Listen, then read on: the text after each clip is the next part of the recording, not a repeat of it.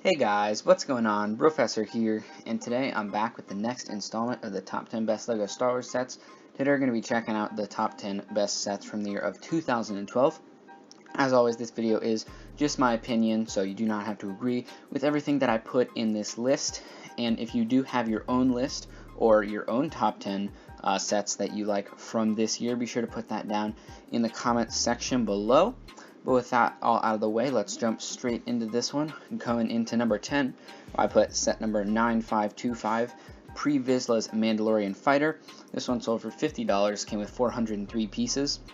And you have three minifigures there that you can see. You get General Kenobi there on the left, Vizsla, who was the leader of the Black Watch from the Clone Wars TV show, and then just a regular Mandalorian on the right.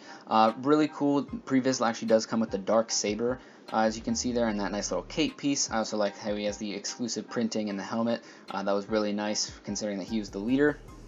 And overall, I think that the actual design of the fighter is pretty good. It's a little weird the way it's shaped, and my main, I guess you could say, qualm with this set is the way it looks when it's supposed to be landed. The wings kind of like flip up, and I just don't like the way that looks. I really love the blue and dark gray color scheme with the like little splash of white in there. I think that looks really nice. The cockpit's real well done. You have some of the blasters there up in the front, but just the design is a little too unorthodox for me, and that's why this one is at number 10. So moving on to number 9, we have set number 9526, Palpatine's Arrest. This one sold for $90, came with 645 pieces, so not a great price per piece. One of the reasons why this one is a little farther down. You do get the 6 minifigures you see right there, however. You do get Anakin Skywalker, Kit Fisto, Aegon Kolar, Mace Windu, Saesee Tiin, and then of course you get Emperor Palpatine, or Darth Sidious, whatever you want to call him there.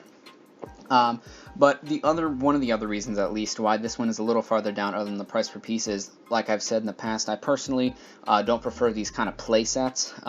This won't look great on display. I mean, you could put it there, but this is definitely more of a play set. You have that kind of like little landing pad where you can reenact this scene from the Revenge of the Sith, where you can have all the 4 Jedi walk in. You got the little chair there that can spin around. You can put Palpatine in there, and then have Anakin come in. You can break the glass.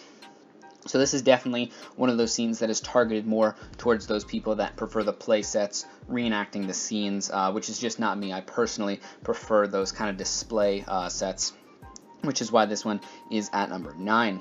So moving on to number 8, we have set number 9495, the Gold Leader's XWing Starfighter. This one sold for $50, came with the 458 pieces, and the 3 minifigures you see there, that is a Princess Leia, just a standard Y-Wing pilot, and then you also have the astromech droid there, which is R5F7.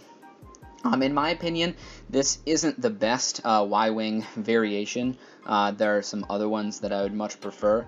I think it looks a little weird with those brown sticks in there. I'm not entirely sure if that's movie accurate or not. But it's not something that I really like to see there. I think it kind of throws it off a little bit, because you have that like gray, white, yellow color scheme going on, and then you just have some of this brown in there that doesn't really look right in my opinion. But overall, a nice little play set here. And definitely very swooshable. It can fit in your hand really nicely. You got some blasters there that you can kind of spin around and pretend to shoot off. Overall, really nicely designed Y-Wing. Just the color scheme threw me off a little bit, and that's why this one is at number 8. So moving on to number 7, we have set number 9498, Saesee Tiin's Jedi Starfighter. This one sold for $30, came with the 244 pieces, and the 3 minifigures you see there are obviously Saesee Tiin off on the far right, his astromech droid R3D5, and then the Jedi Master on the left there is Evan Peel, who was in the Clone Wars TV show. Much like the majority of the other Jedi Starfighters, this has a very similar basic structure.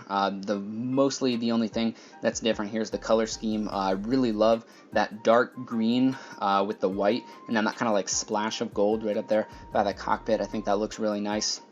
You do have the 2 flick fire missiles there on the front, on the top, and then you also have 2 right underneath that on the bottom. So some nice playability there, and then you also have the little feet that can come out at the bottom of the ship to allow it to land and then take off. Really nice cockpit. Obviously allows Saesee Tiin to fit in there really nicely, and then you have a spot to put the astromech droid, and then something that I believe is exclusive to this Jedi Starfighter is that you can actually like detach the cockpit almost as like a little mini escape pod. So that's something you can play around with if you're using this in like a little reenactment of a scene or something and you want to have him kind of eject there. You can do that and remove that little cockpit piece, which was definitely something that I'd like to see another nice little added feature. But really nicely designed Jedi Starfighter here with a great color scheme. That's why I put this one at number 7. So moving on to number 6, we have set number 9492, the TIE Fighter. This one sold for $55, came with the 413 pieces, and similar to the majority of TIE Fighters in my opinion. A little pricey for the piece count there, but not terrible. It does come with the 4 minifigures you see there. Comes with a TIE Fighter pilot, a Death Star Trooper, an Imperial Officer, and then the astromech droid R5J2. For the most part, this is just your standard TIE Fighter design. It really hasn't changed. I think that this is either the first or second TIE Fighter that came in the correct color scheme, being that black and gray as opposed to that black and blue, I believe. You do have the nice cockpit piece, and then you also have some little guns there on the front that you can play around with. I don't quite like the way that they connected the cockpit to the wings. I don't think that they got the smoothness well enough. It looks a little rough there. They couldn't quite get the slopes. I think they maybe could have used a couple more like cheese slopes and stuff. I do like the way that they've improved it since, but the cockpit does just look a little bit rigid and not as round as I would have liked to see it, and that's kind of why this one is down at number 6. So moving on to number 5, we have set number 9494. This was Anakin's Jedi Interceptor. This one sold for $40, came with the 300 pieces, and was kind of a combination display set as well as a play set.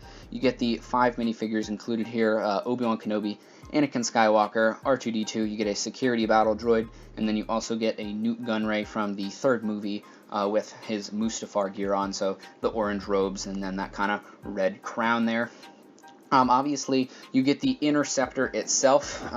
Once again, I like the dark green and the gray color scheme, similar to Saesee Tinn's Starfighter, except this one is in that kind of Interceptor format, so more Episode 3 as opposed to Episode 2.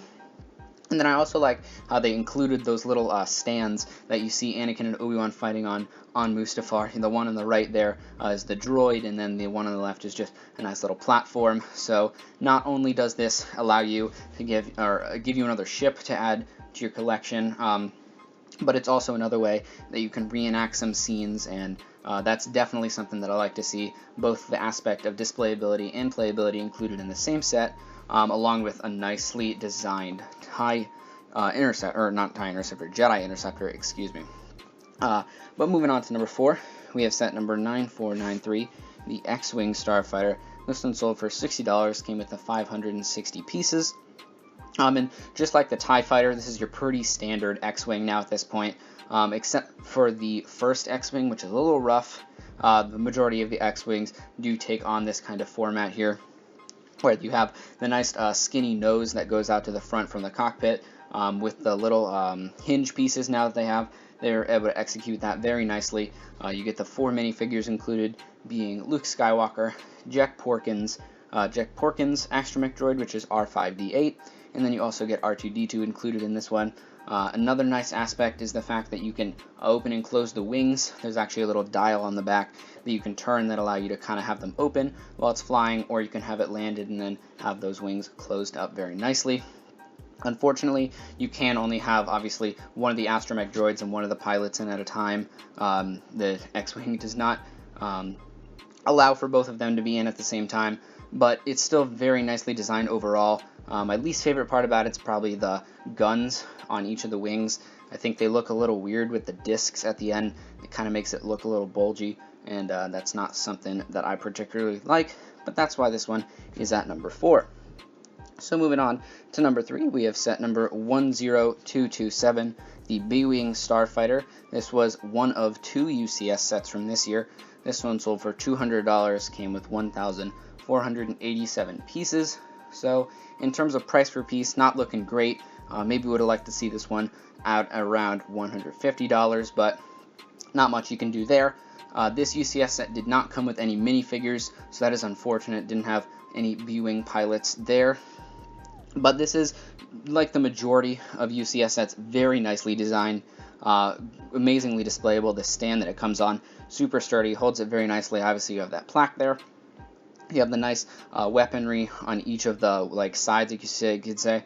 And then the cockpit is also very nicely designed.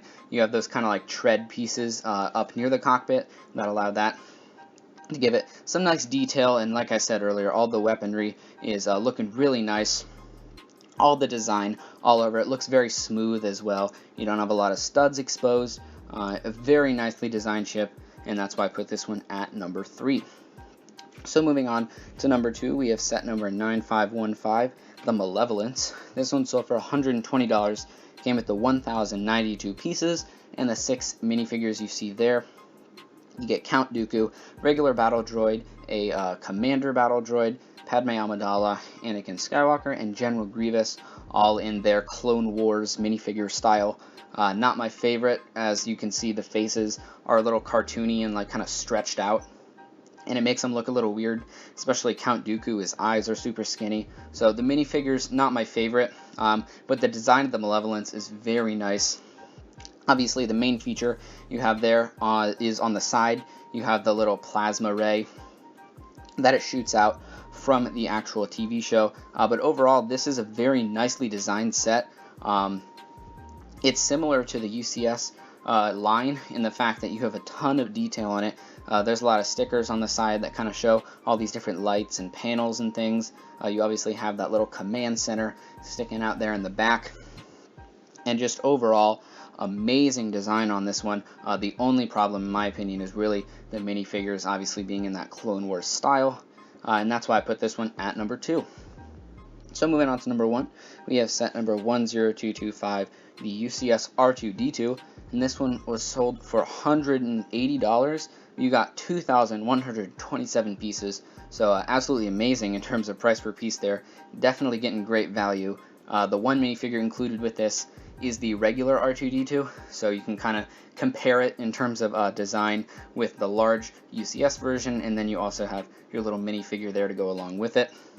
Obviously, like all UCS sets, you get your plaque there showing some information, but this is very similar to the BB-8 that was released a couple years ago. I think they did an amazing job with this.